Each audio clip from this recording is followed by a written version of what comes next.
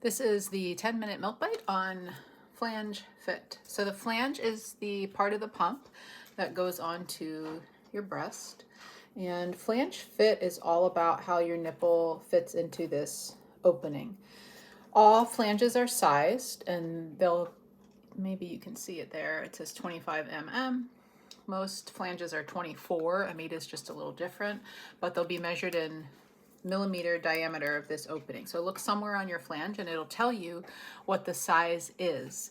You can eyeball this even when you're pregnant and be like, ooh, that's way bigger than my little nipple. Might your nipple grow a little bit? Sure. But you can get a guesstimate idea of like, is this going to be a good match or not? Do I need bigger or smaller? Most pumps will come with two, usually a 24 and a 28. Some I think are starting to come with 24 and 21, which is good because a lot of people need smaller than the 24 or the 25, like way smaller, like 19, 17, 15, 13 millimeters for the diameter of their nipple. And that means you have to buy another flange or buy some kind of insert that fits in here to make this smaller. This is really, really, really important.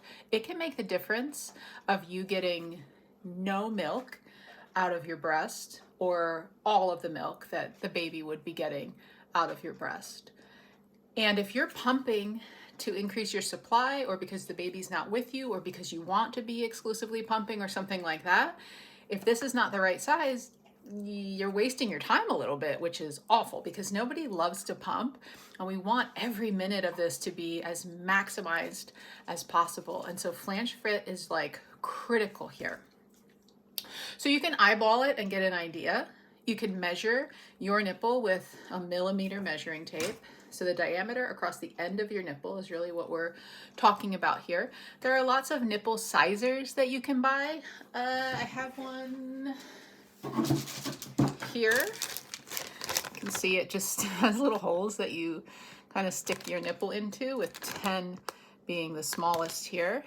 And this goes up to a 30, which is, you know, a little bit bigger than my thumb. But you can buy those. You can find free ones that you can download and print on a lot of the major pump manufacturers' websites and just get an idea. The real test is when you pump, what is going on here. So I'm going to try and show you what we're looking to do, not with my nipple, but with my thumb. And we want the nipple to move freely in and out of the flange opening without areola getting sucked in to this part of the flange. So your nipple's moving freely with a little bit of room around it, and areola is not getting like pulled in here and your nipple's down here somewhere. This can be really tricky. Your breast tissue does become a little stretchier when you get pregnant, just like your hips are getting a little stretchier and more flexible. So that's supposed to happen. Some people become a little stretchier than others, which makes it a little more difficult, challenging. But just know that what you're really trying to do is go as small as possible as you can on this opening without being too small. That's usually the best fit. That's the most comfortable and yields the most milk that you can get. So again, what is too small? Your nipple is dragging back and forth. That's too small, and it usually hurts. Sometimes it doesn't hurt because you're just like a cork in a bottle and like nothing's really even moving because it's too tight. That's too small. If you notice your nipple is dragging and it hurts, it probably is going to hurt if it's dragging too small. If you notice your nipple is like maybe starts out in a good place but then starts to just lightly brush or touch, but that doesn't hurt you and you're getting the milk that you expect, that's fine. We want this to be comfortable and effective. Just like the latch is like, if it's comfortable, it doesn't hurt you, and the baby's getting the milk, it's right. If this is comfortable and you're getting the milk that you expect, then it's correct. But when you're just like looking at this, you'll put this on, you'll pump for a few minutes and see what happens. So I would say this is the smallest flange I have, I think. Yeah, this one's a 28, so this one's even bigger. I don't know, you can see that. But even this, if this were my nipple, I would say, I think we could go smaller. I think we could do a 21 here and see what that looks like to kind of have even less airspace than what I'm seeing right now.